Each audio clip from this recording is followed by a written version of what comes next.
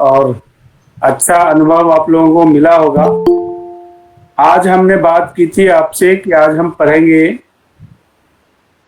Hypothalamus, pituitary gland और pineal gland, यानी nervous system और इंडोक्राइन सिस्टम के कॉम्बिनेशन का स्टडी आज हम करेंगे।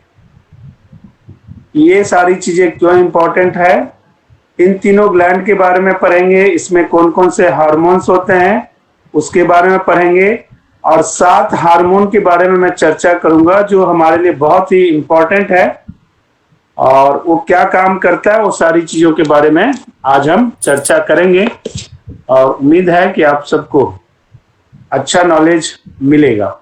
अब सबसे पहले हम आते हैं हाइपोथैलेमस। हाइपोथैलेमस क्या होता है? ये हमारे मस्तिष्क का अग्रभाग, फोर ब्रेन भी इसे कहते हैं। इसके 3 भाग होते हैं, अग्रभाग यानी फोर ब्रेन, मध्य मस्तिष्क यानी मिड ब्रेन और पश्चिम मस्तिष्क यानी हिंद ब्रेन। ये 3 होते हैं हाइपोथैलेमस। इसमें अंतःस्रावी गुण होते हैं, यानी हार्मोन्स रिलीज करने के गुण होते हैं। ये नर्वस सिस्टम और इंडोक्राइन सिस्टम यानी तंत्रिका तंत्र और इंडोक्राइन का पुल के रूप में काम करता है, ब्रिज के रूप में, संयोजक के रूप में काम करता है। अब हम आते हैं कि हाइपोथैलेमस हमारे शरीर में कहाँ पाया जाता है। जैसा कि हमने ऊपर पढ़ा कि हम हाइपोथैलेमस हमारे शरीर के अग्रभाग में यानी सेरिब्रम के पास हाइपोथैलेमस पाया जाता है। इसको हम डायएनसीफेलोन इसमें सम्मिलित होते हैं, और जो हाइपोथैलेमस होता है इस पार्ट के नीचे होता है। इसका जो बेस है वो डायएनसीफेलोन है और उसके ऊपर गुहा पे हाइपोथैलेमस स्थित होता है। अब हाइपोथैलेमस क्या है, हाइपोथैलेमस से कौन कौन से इसका स्थिति हमने देख लिया कि ये सेरिब्रम के पास उसके बेस में स्थित होता है। ये इसका काम क्या होता है? पूरी बॉडी को कंट्रोल करना। पूरी बॉडी को कंट्रोल करने के लिए इसके नीचे पिट्यूटरी ग्लैंड है जिसको ये निर्देशित करता है और उससे कम्युनिकेशन लेता है और उसको निर्देशित करता है। और पिट्यूटरी ग्लैंड हमारे पूरे बॉडी को कंट्रोलिंग का काम करता है और हाइपोथैलेमस का कम्युनिकेशन डायरेक्ट पिट्यूटरी ग्लैंड से होता है। कोई हार्मोन रिलीज करना है तो ये हाइपोथैलेमस रिलीज करता है पिट्यूटरी ग्लैंड को, फिर पिट्यूटरी ग्लैंड उसको आगे रिलीज करता है। तो इस तरह से ये कम्युनिकेशन चलता है। बेसिकली 2 तरह के हार्मोन रिलीज किए जाते हैं, पहला रिलीजिंग हार्मोन और दूसरा होता है इनहिबिटोरी हार्मोन। पहला रिलीजिंग हार्मोन लिख लीजिए, RELESING, releasing hormone. Releasing hormone. दूसरा INHI, इनहिबिटोरी, BITORY, इनहिबिटोरी हार्मोन। अब रिलीजिंग हार्मोन कौन कौन से होते हैं? नंबर 1 लिख लीजिए,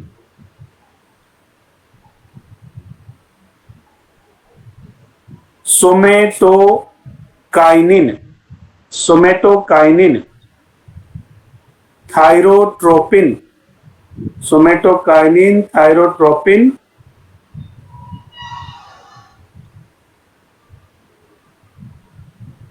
सोमेटोकाइनिन, थायरोट्रोपिन,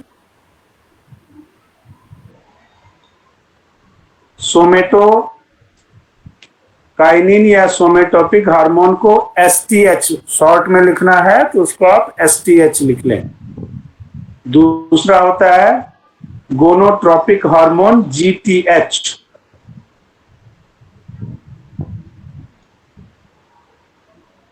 इसमें 2 और होते हैं, LH यानी फॉलिकल उत्तेजक हार्मोन, फॉलिकल हार्मोन। दूसरा ल्यूटिनाइजिंग हार्मोन, इस दोनों को LH हार्मोन बोलते हैं, LH।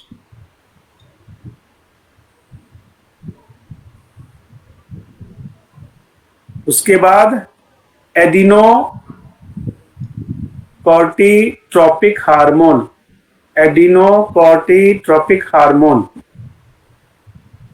ACTH, ACTH, thyrotropic, thyrotropic hormone TSH। जब हम थायराइड का टेस्ट कराते हैं तो उसमें TSH, TRSH ऐसे करके आता है, उस सब पर हम चर्चा करेंगे भी। उसके बाद है lactogenic hormone LTH, lactogenic hormone LTH, ये मैं ग्रुप में भी डाल दूंगा। उसके बाद है डाइबेटोजेनिक हार्मोन DGH, डाइबेटोजेनिक हार्मोन DGH।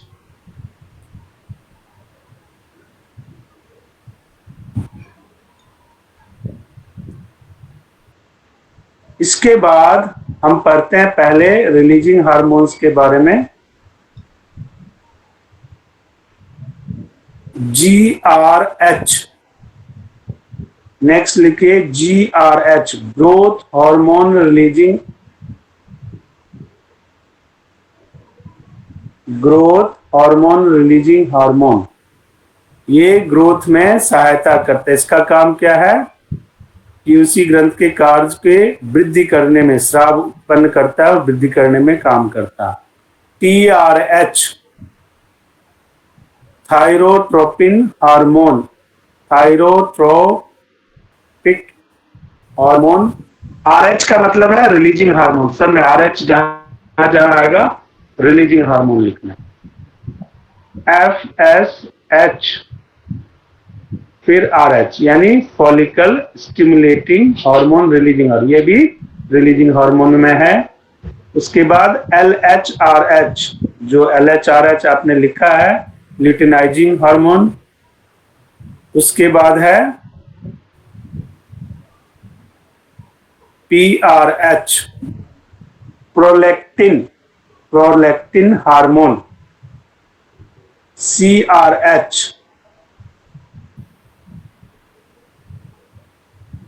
एडिनोका ट्रिकोटोपिक हार्मोन।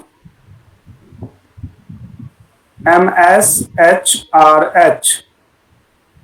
मेलेटोनासाइट हार्मोन,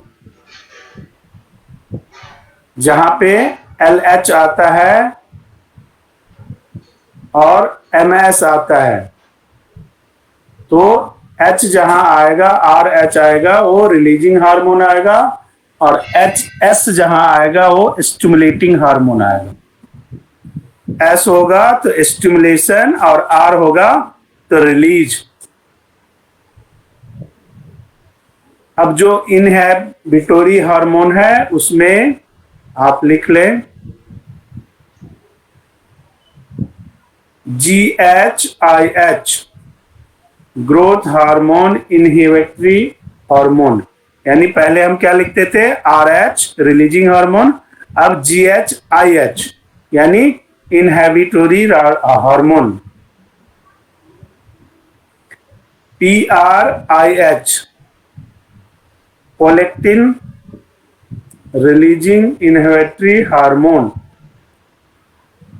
MSHIH, ये सारा मैं डिटेल ग्रुप में डाल दूंगा क्योंकि थोड़ा सा टिपिकल, आप शॉर्ट नेम लिख लीजिए MSHIH।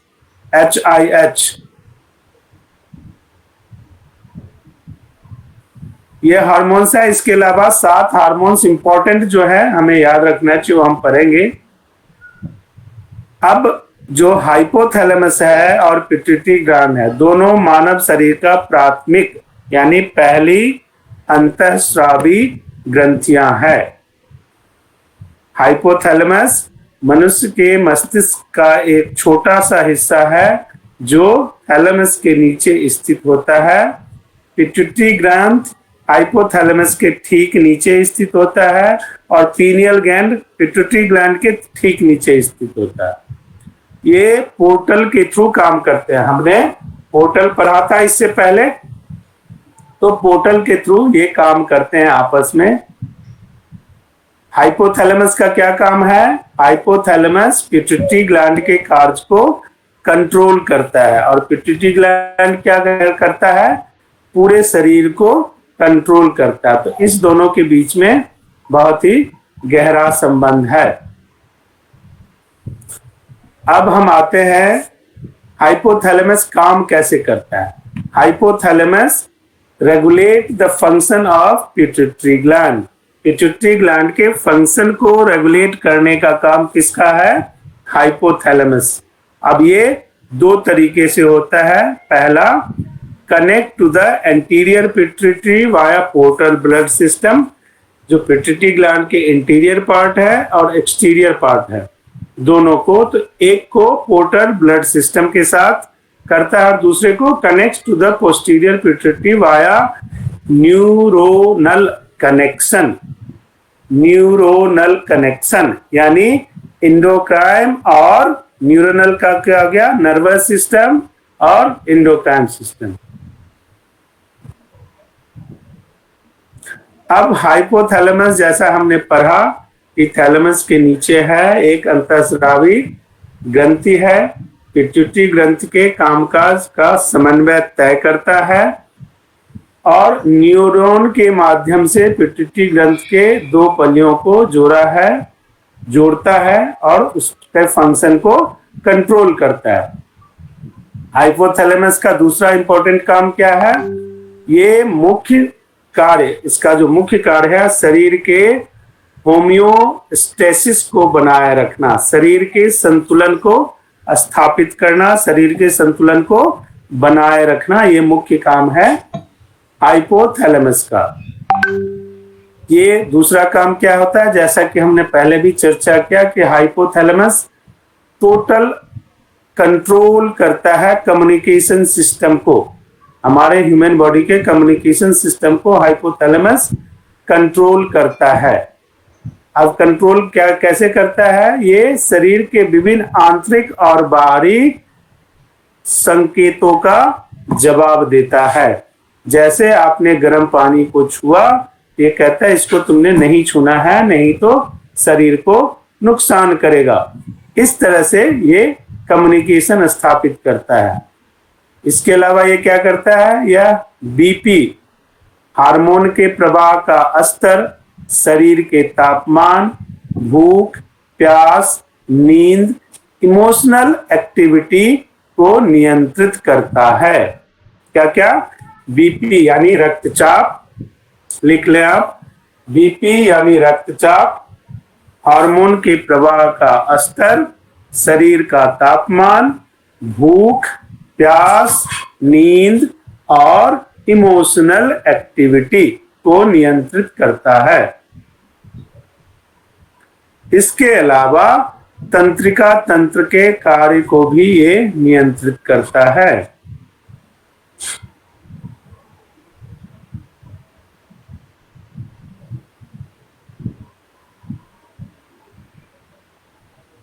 तो ये हो गया इसके मुख्य कार्य, जो हाइपोथैलेमस है उसका मुख्य कार्य हमने देख लिया। अब हम पढ़ेंगे पिट्यूटरी ग्लैंड को। तो हाइपोथैलेमस मुख्य तौर पे क्या करता है, पूरे बॉडी के कम्युनिकेशन को कंट्रोल करता है और पूरे शरीर को कम्युनिकेट करके हमारे शरीर को कार्य स्थिति में बनाए रखता है। अब हम आते हैं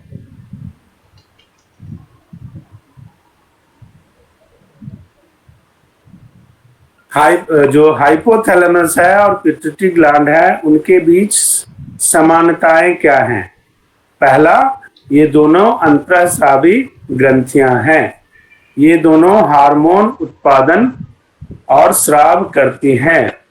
दोनों थैलेमस्टिक के थैलेमस के नीचे स्थित है। तीन समानताएं हुई। पहला, दोनों अंतःस्रावी ग्रंथियां हैं।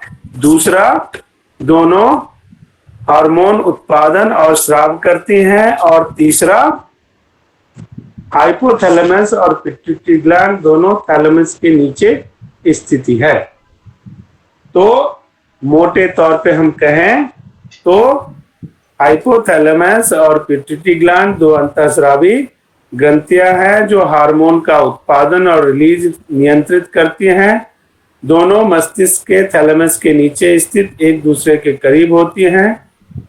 ये इसका मुख्य काम होता है और शरीर के होमोस्टेसिस को बनाए रखना, शरीर की विकास, चयापचय और डेवलपमेंट को कंट्रोल करना, ये तो होता है पिट्यूटरी ग्लैंड का और हाइपोथैलेमस का काम।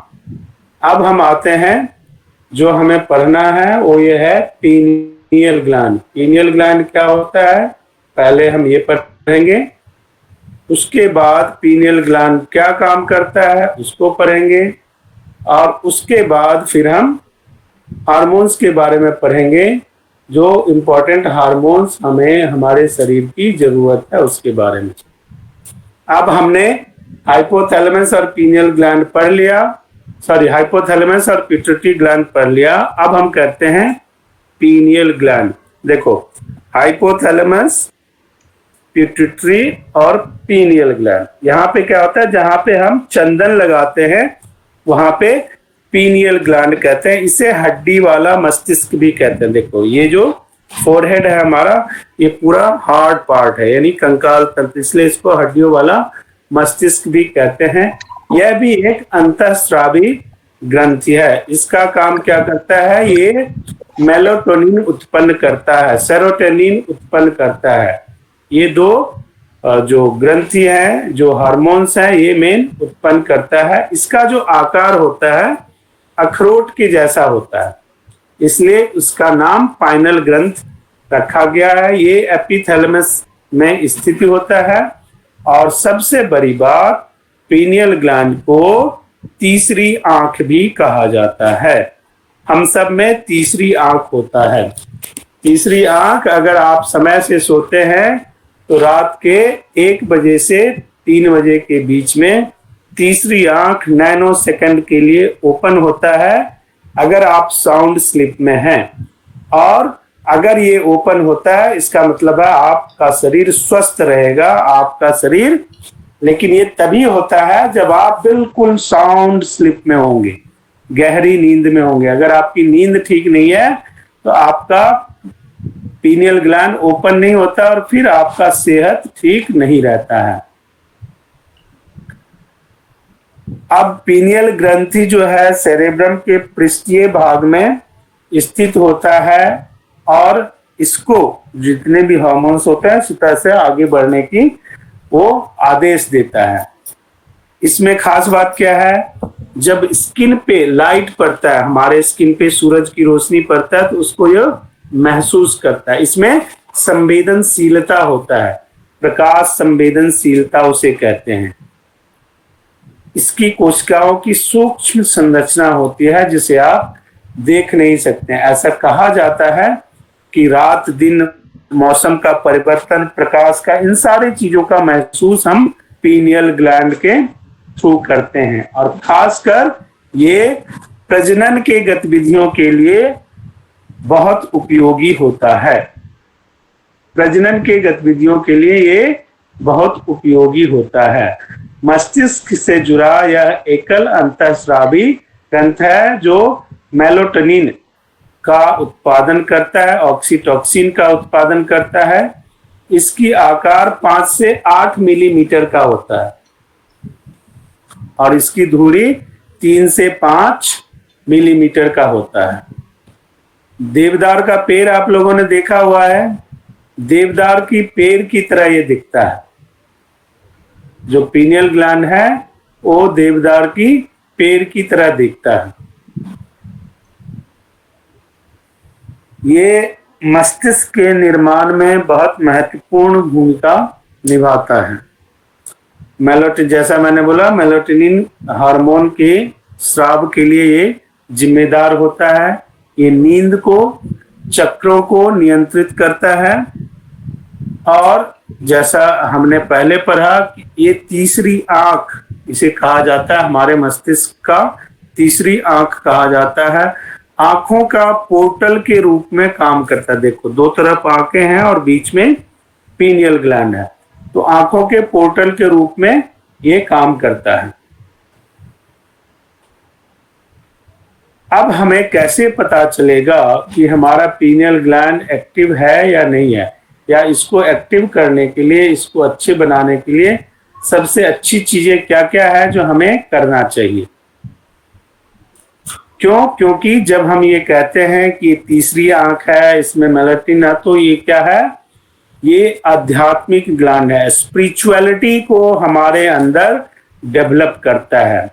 स्पिरिचुअल मेडिटेशन हम करते हैं, योग करते हैं, उसमें इसकी बहुत ही महत्वपूर्ण भूमिका होती है। खासकर स्पिरिचुअलिटी और अध्यात्म में रुचि रखने वाले लोगों के लिए इस ग्रंथ का सक्रिय होना बहुत आवश्यक है।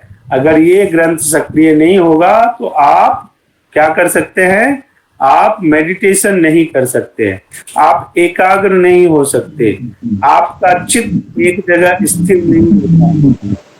लेकिन अगर ये आपका सक्रिय है तो बड़े बेहतर तरीके से इन चीजों को करते हैं।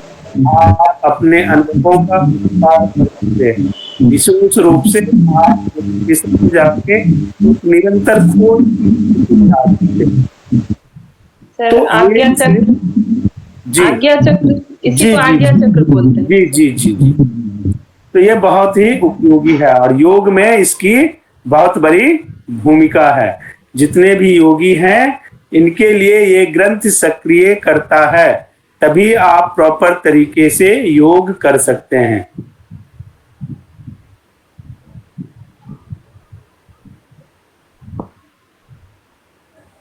योग है, योग में जो विश्राम का अभ्यास करते हैं वो बहुत उपयोगी होता है इसको सक्रिय करने में। कुछ दृश्य अभ्यास करके इसको हम सक्रिय कर सकते हैं। जब आप अपनी पीठ सीधी करके बैठते हैं आराम से और आपकी आंखें बंद हो जाती हैं और बिल्कुल शांति मुद्रा में होते हैं और कंसंट्रेट हो पाते हैं, तो ये सक्रिय हो जाता है।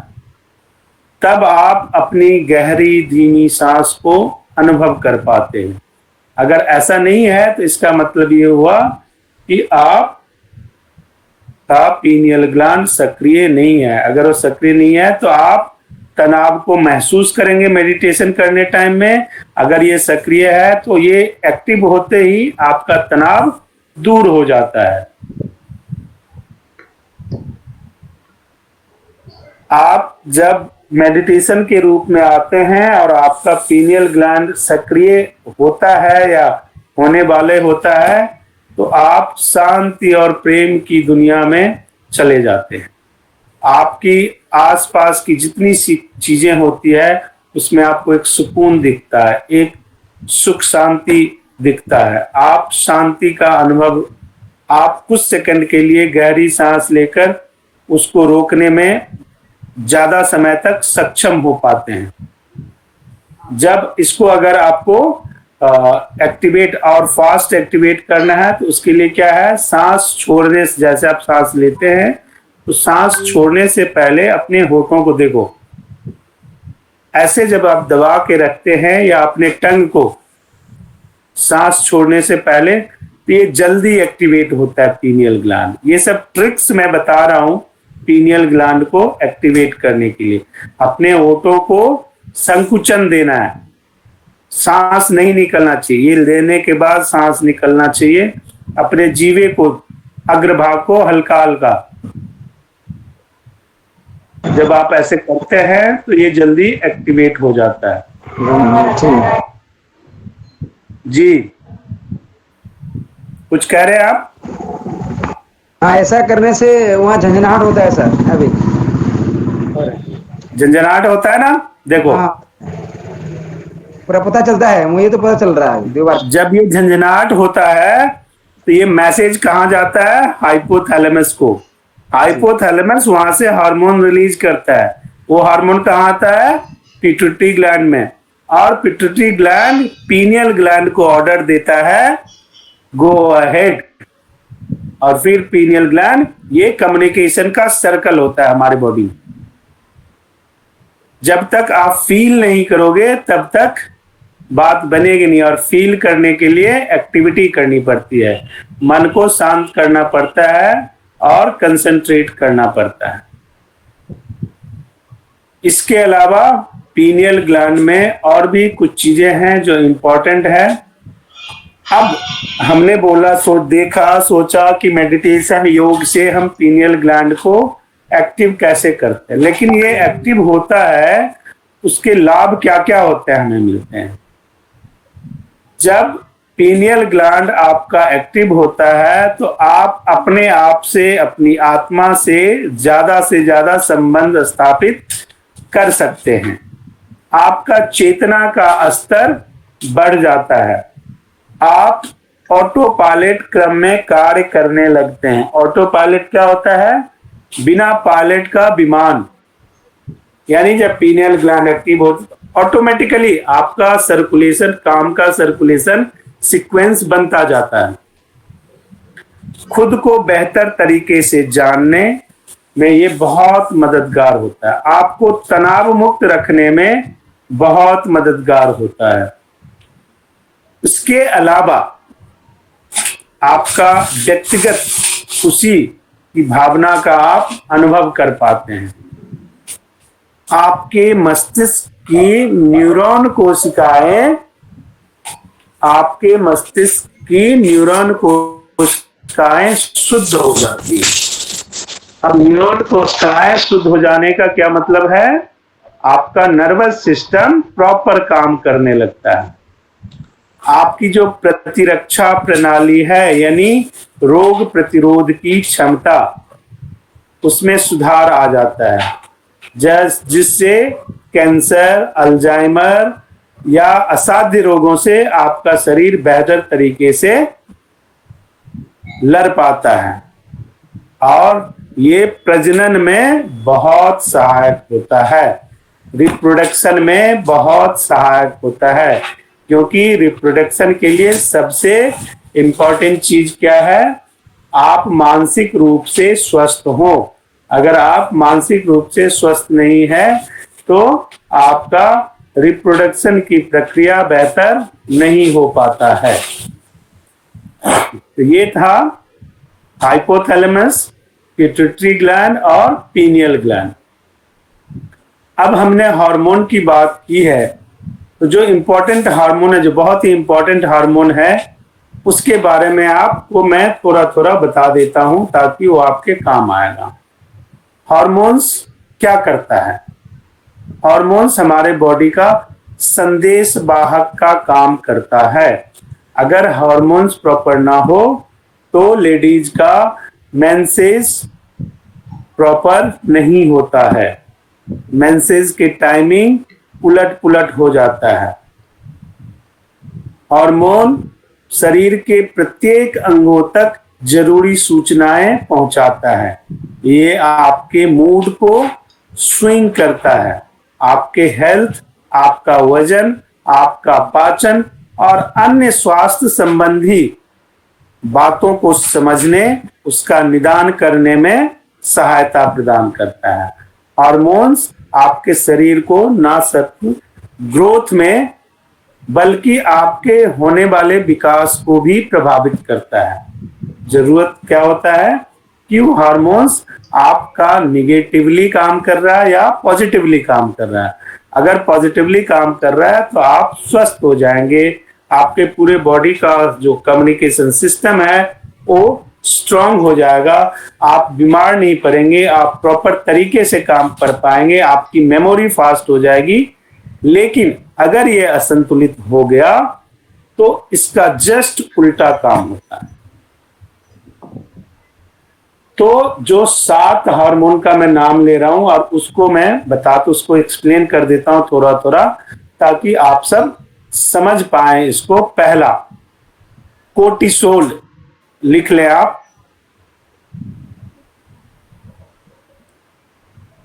कोर्टिसोल, इसे कार्टिसोल भी बोलते हैं। ये एड्रीनल ग्रंथ में पाया जाता है। कोर्टिसोल नामक हार्मोन एड्रीनल ग्रंथ में पाया जाता है। एक महत्वपूर्ण हार्मोन है। इससे क्या होता है? थकान, अगर आप असंतुलित हैं, आप थके हुए हैं, तो इसको ये कंट्रोल करता है। लेकिन अगर ये असंतुलित हो तो आपको नींद नहीं आएगी, आपकी नींद आने में प्रॉब्लम हो जाएगी, आपको चक्कर आने लग जाएगा। आप देखोगे कि आपका जो नाखून है, कभी आप देखना, गौर करना, आपका नाखून जो है ना व्हाइटिश हो गया, ऐसे लग रहा है जैसे ये टूट रहा है। इसका मतलब क्या है कि आपका कोर्टिसोल हार्मोन जो है वो डिस्टर्ब है। नाखूनों का कमजोर होना, आपके रक्त में ब्लड शुगर बढ़ जाता है, आपका वजन बढ़ने लगता है। ये सब किस लिए होता है? आपका कोर्टिसोल नामक हार्मोन डिस्टर्ब होता है। दूसरा नाम है थायराइड।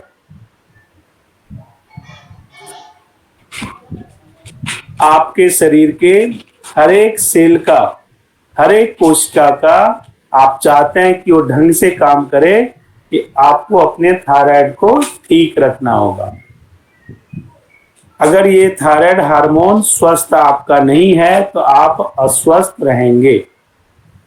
क्यों? क्योंकि थायराइड हार्मोन एक ऐसी हार्मोन को रिलीज करता है, निर्माण करता है, जो आपके शरीर के ऊर्जा और आपके शरीर के कार्यविधि को प्रभावित करती है। देखिए, ये है थायराइड ग्रंथ, यहां से वो हार्मोन रिलीज होता है। अगर ये हार्मोन प्रॉपर काम नहीं करता है तो हाइपोथायराइड, पैराथायराइड नामक दो बीमारी हो जाती है। एक में हम मोटे होते जाते हैं, हमें लगता है हमारा वजन 100 किलो का हो गया, 120 किलो का हो गया, मोटापा रुक ही नहीं रहा है, हम दवाई खा खा के थक गए हैं। दूसरा में क्या होता है? हम सूखते जाते हैं, कुछ भी खा लो शरीर बढ़ता ही नहीं है, शरीर दुबला पतला होता जाता है, हड्डियां सूखने लगती है। इसलिए इस हार्मोन को करना बहुत जरूरी होता है। और जब ऐसा हो जाता है तो क्या होता है? सबसे पहला इसका प्रभाव क्या आता है? हम क्या हो जाते हैं? मानसिक रूप से अस्वस्थ हो जाते हैं, मानसिक रूप से सुस्त हो जाते हैं, हम डिप्रेशन में जाने लगते हैं। इसी स्थिति को, कोई भी डिप्रेशन में है तो सबसे पहले 100% उसका थायराइड ग्रंथ गड़बड़ है। TSH, TRH जो भी है वो गड़बड़ है उसका।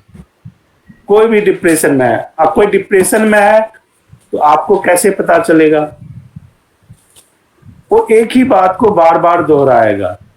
आपने एक बार सुन लिया, फिर उसी बात को बोल रहा है। जब वो बोल रहा है तो वो जो बोल रहा है उसमें कोरिलेशन नहीं है। तो जब कोई आपके सामने ऐसी बातें करने लगे तो आप समझ लो कि वो डिप्रेशन में है, उसका हार्मोन डिस्टर्ब है। तो सबसे पहले क्या करना पड़ेगा? उसका हार्मोन ठीक करना पड़ेगा, तभी वो ठीक हो पाएगा। अगर उसका हार्मोन हम ठीक नहीं करेंगे तो किसी भी सिचुएशन में कोई भी दवा खरीदो वो ठीक नहीं हो सकता। उसके बाद क्या होगा? अगर थायराइड ग्रंथि आपका ठीक नहीं है, थायराइड हार्मोन आपका ठीक से काम नहीं कर रहा है, तो आपको कब्जी हो जाएगा। अगर आपको कब्जी हो गया और वो लंबा समय तक होगा तो एक्जिमा नाम की बीमारी हो जाएगी, सोराइसिस नाम की बीमारी हो जाएगी, सोराइसिस नाम की बीमारी हो जाएगी। ऐसे बहुत सारी चीजें। आपका स्किन रूखा रूखा हो जाएगा, आप कितना भी ऑयलिंग करो, क्रीम लगाओ, कुछ भी खाओ, आपका स्किन सफेद सफेद रूखा रूखा सा हो जाएगा। आपको नींद आना कम हो जाएगा, आपके बाल झड़ने लग जाएंगे। कहते हैं ना बाल झड़ रहे हैं, कितनी दवाइयां कर ली, और दवाई करने से बाल ठीक नहीं होने वाले हैं। आप अपने हार्मोन ठीक कर लो, आपके बाल ऑटोमेटिकली ठीक हो जाए। जब तक, और उसके लिए कौन सा हार्मोन जिम्मेदार है? थायराइड। तो अब आपको समझ में आ गया होगा कि अपने थायराइड ग्रंथ को ठीक रखना कितना इंपॉर्टेंट है। तीसरे नंबर पर है एस्ट्रोजन। इसके 3 रूप होते हैं, एस्ट्राडियोल, दूसरा होता है estriol, E1, E2, E3, E1, E2, E3, इसका शरीर में सही अनुपात होना बहुत आवश्यक है। अगर इसका सही अनुपात नहीं होगा, चाहे वो मनुष्य हो चाहे वो पुरुष हो, अगर इसका सही अनुपात नहीं होगा तो हमें शरीर में प्रॉब्लम्स आनी शुरू हो जाएगी। एस्ट्रोजन का स्तर बिगड़ने से सबसे पहले क्या होता है शरीर में? कार्डियक इशू यानी हृदय संबंधित बीमारियां शुरू हो जाती है।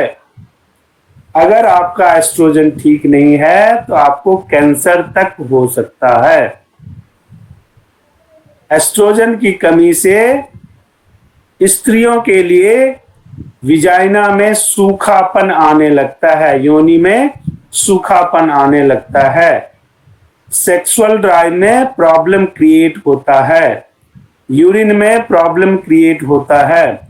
जब इस तरह की समस्या आती है तो इसका रिजल्ट क्या आता है? आप डिप्रेस होने लगते हैं, आपको नींद आना बंद हो जाता है, आपको माइग्रेन का इशू हो जाता है। लोग कहते हैं ना माइग्रेन की इतनी गोलियां खा ली, माइग्रेन ठीक ही नहीं हो रहा है।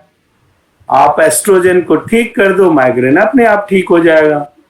अगर आप इसको ठीक नहीं करोगे तो 1000 गोलियां खा लो, 3 किलो गोली खा लो, कोई फर्क ही नहीं पड़ता। तो हमेशा हमें रूट कॉज पे काम करना है। अगर हम रूट कॉज पे काम करेंगे तो हमें प्रॉब्लम नहीं होगी। अगर हम रूट कॉज पे काम नहीं करेंगे, हम जनरली क्या करते हैं? लोकल ट्रीटमेंट करते हैं। ट्रीटमेंट 2 तरह के होते हैं। क्या? हाथ जल गया या यहाँ पे एक्जिमा हो गया तो हमने जाके डॉक्टर को दिखाया, डॉक्टर ने क्रीम लिख दिया, हमने यहाँ पे लगा दिया, वो 2 दिन में खत्म हो गया। ये क्या हुआ? Local treatment. 10 दिन बाद फिर से हो गया। अब क्या करें? फिर हो गया फिर। अब ये हुआ क्यों, इस पे हम ध्यान नहीं देते हैं। अगर हम इस पे ध्यान देंगे तो फिर अगर हम इस पे ध्यान देंगे तो हमारे साथ प्रॉब्लम नहीं आ पाएगी। तो इन सब समस्याओं से अगर हमें कंट्रोल में रखना है, अरे क्या हो गया? 1 मिनट होल्ड करें आप लोग।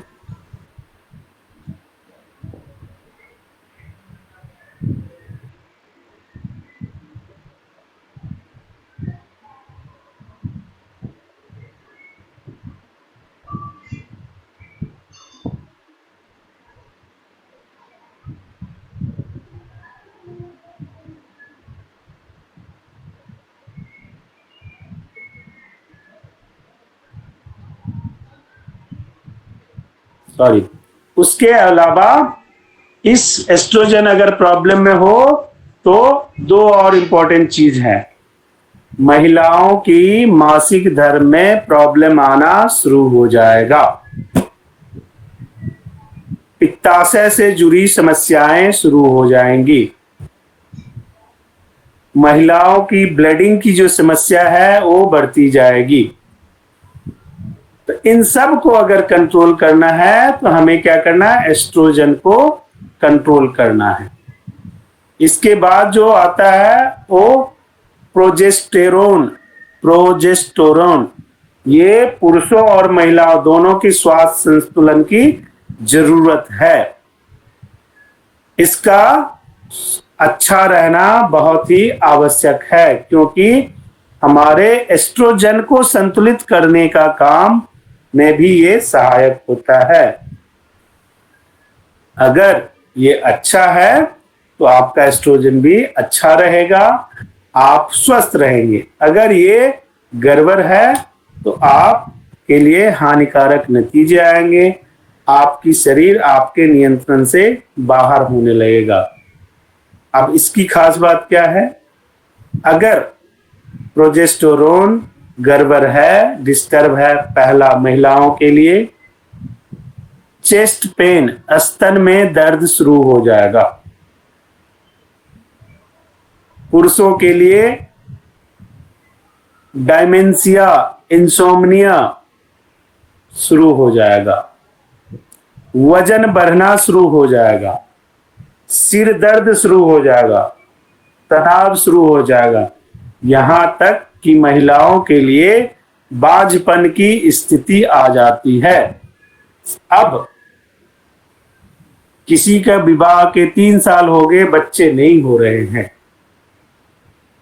कपल बहुत ट्राई कर रहे हैं, उनको प्रॉब्लम है, डॉक्टर के पास जा रहे हैं, इवन आज की डेट में तो IVF आ गया, वहां भी हुआ है, 2 लाख रुपए खर्च भी कर लिए, बात बन नहीं रही है। क्यों? तो उनका प्रोजेस्टेरोन डिस्टर्ब है। अगर उसको ठीक कर दिया जाए, ये समस्या खत्म हो जाएगी। उसके बाद टेस्टोस्टेरोन, उसके बाद है टेस्टोस्टेरोन। उसका काम क्या है? इससे पुरुष और महिलाओं के दोनों में अगर ये कम हो तो उनके आमतौर पर व्यवहार में फर्क दिखने लगता है। खासकर महिलाओं या पुरुषों में अगर इसकी कमी हो जाता है तो सेक्स ड्राइव की इच्छा नहीं होती है, हृदय रोग शुरू हो जाता है, स्तन कैंसर का महिलाओं के लिए स्तन कैंसर की संभावनाएं ज्यादा हो जाती है। अगर इसकी कमी लगातार रहे तो मृत्यु दर में बढ़ोतरी हो जाती है, अत्यधिक बाल झड़ने लगते हैं, दवा करने के बाद भी ज्यादा मुंह हाथ से निकलने लगते हैं, महिलाओं को ओवरी हो जाता है,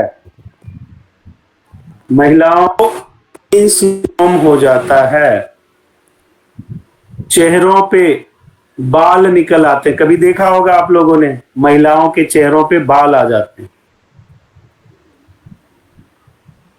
बालों का झड़ना, अल्सर जैसी बीमारियां, वजन में कमी आना, थकान, चिड़चिड़ापन, शीघ्र पतन जैसी समस्या घर कर जाती है। इसलिए इस हार्मोन को ठीक रखना आवश्यक है। उसके बाद है लेप्टिन। इसका उत्पादन हमारे शरीर के वसा कोशिका द्वारा किया जाता है। यह एक काम ऊर्जा के लिए शरीर की वसा भंडार को उपयोग करने वाला हार्मोन होता है। ये दिमाग को निर्देशित करने का काम करता है। इसकी कमी से दिमाग में प्रोटीन की कमी हो जाती है। फिर क्या होता है? नसों से जुड़े कार्यों पे प्रभाव पड़ता है, नर्वस सिस्टम अफेक्टेड हो जाता है। इसके अलावा जो सबसे इंपॉर्टेंट है, आप लोगों ने सुना है कि मुझे तो भूख ही नहीं लगती है। अगर लेप्टिन आपका गड़बड़ है तो यह एक भूख लगने वाली हार्मोन है, उसको कहते हैं ग्रेलिन, उसको प्रभावित कर देता है और जिसकी वजह से आपको भूख लगना बंद हो जाता है। दूसरा इसका इफेक्ट क्या है? अगर ये ज्यादा गड़बड़ है तो भूख इतनी लगेगी कि हर एक 5 मिनट पे आप खाने लग जाओगे। दोनों तरह के इफेक्ट होते हैं। अब एक से क्या होता है, अगर भूख नहीं लग रही है तो शरीर में सूखापन आ जाएगा, हर एक 5-5 मिनट पे खाओगे तो शरीर में मोटापन आ जाएगा। तो दोनों स्थिति में हम परेशान हो जाते हैं। और 7th जो इंपॉर्टेंट है वो है इंसुलिन। इंसुलिन क्या करता है? हमारे खून में ग्लूकोज के स्तर को नियमित करता है। ग्लूकोज क्या होता है? अगर हमारे शरीर में ग्लूकोज ना हो तो हम खड़े नहीं हो सकते, हम पोलोथीन की तरह ऐसे गिर जाएंगे, क्योंकि ग्लूकोज ही हमें शक्ति प्रदान करता है। तो इंसुलिन कितना इंपॉर्टेंट है। अगर इसका बढ़ना कम हो जाता है, इसकी कमी से हमारे खून में ग्लूकोज का स्तर बढ़ने लगता है। फिर हम क्या कहते हैं, ब्लड शुगर हो गया जी। फिर शरीर से पानी निकलने लगता है, पैरों में घाव हो जाते हैं और वो ठीक ही नहीं होता है। कोई भी दवा देखो, कई लोगों को आपके पैरों में ऐसे घाव, बड़े बड़े छेद दिखेंगे और वो कितना भी दवाई करके आते हैं वो ठीक ही नहीं होता। तो ये जो चीजें हैं वो इस वजह से होती है। जब रक्त में ग्लूकोज की मात्रा बढ़ जाता है तो इस तरह की स्थिति पैदा होती है। इसलिए ग्लूकोज हमारे डायबिटिक कंडीशन को कंट्रोल करता है। ये थी 7 हार्मोन जो बड़ी इंपॉर्टेंट थी। अब आप लोगों के मन में प्रश्न आ रहा होगा कि सर ने हार्मोन भी बता दिया, समस्या भी बता दी, समाधान तो बताया नहीं। हम समाधान की बात इसलिए अभी नहीं बताया कि जब डिजीज बेस हम बात करेंगे ना, उसमें समाधान भी बताएंगे, उसमें योग आसन भी बताएंगे, उसमें क्या खाना चाहिए ये भी बताएंगे, वो सारी चीजें बताएंगे। आज अब 7:30 बजे से सेशन शुरू रहता है हमेशा, तो आप लोगों के पास 2-3 मिनट है, कोई सवाल पूछना चाह रहे हैं तो पूछ ले। अब मंडे क्लास होगी। ओम सर।